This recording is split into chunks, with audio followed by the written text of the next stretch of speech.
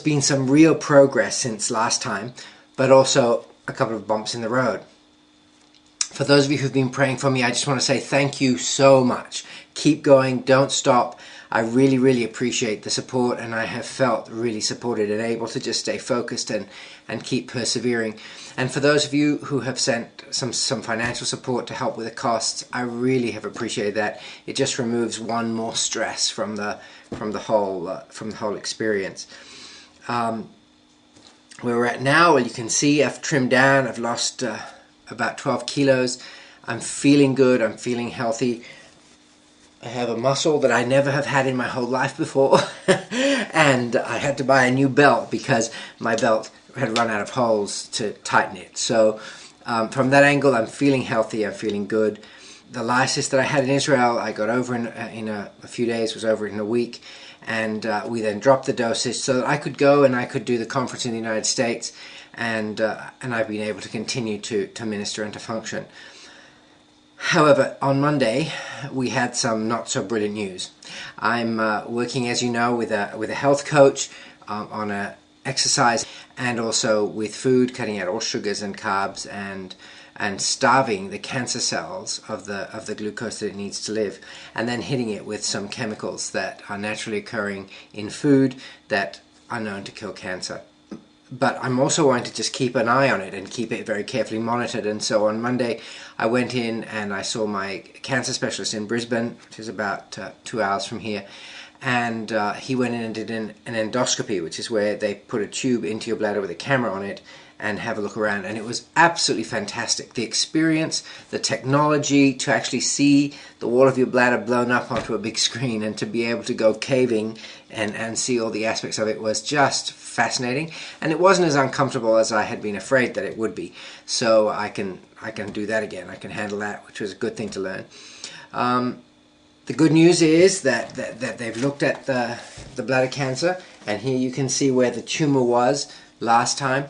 It's 3 centimeters wide. They scraped the tumor off, and there has been complete healing. So that's beautifully healed over here. My bladder specialist was very happy with that, but there's been no regrowth of tumor around it. So that's been fabulous news. The not so good news is that they found another tumor. Only 5 millimeters, but you can see here a new tumor some distance from where the original was, which means that it's quite an aggressive cancer. It means this one has grown in 4 months since I had the last one scraped off. So here you can see a few centimeters away from where the original tumor was, there's a new growth. It's only 5 millimeters, so it's only that big in real life.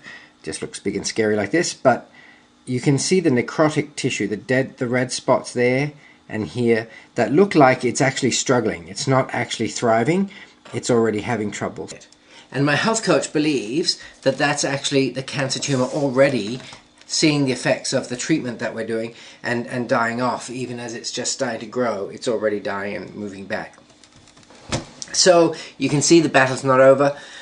There's still activity in my bladder by cancer cells. They're still alive and still growing, and that's got to stop. So I really would appreciate you continuing to pray that every cancer cell in my body would die and be passed out. The beauty of the holistic treatment that I'm doing is that it's treating cancer in my body from the head down to my feet, not just in my bladder. So it's not just focused on where it's manifested, but all of the nebulae, all of the spores, all of the anything else that's throughout my body is being cleaned out. So it takes a longer time, but it's going to be more thorough and will last for a longer period of time. So that's where I'm at. We've engaged the battle, we've had some victories, but we haven't finished the war. So if you would continue to pray with me, I would really, really appreciate it. Please pray that we can kill the cancer completely, but that we would do it slowly enough so that my body can get rid of the toxic waste, can get rid of the dead cells through my liver and out of the system without causing my blood to be polluted. So that I would be sensitive to knowing just exactly how much of this to take and how to push the cancer until it gives up and is passed out of the system. So I really appreciate your support. I appreciate your prayer.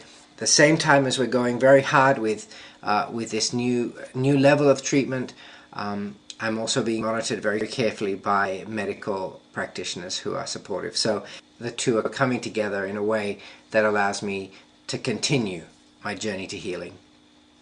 Thanks for your prayers.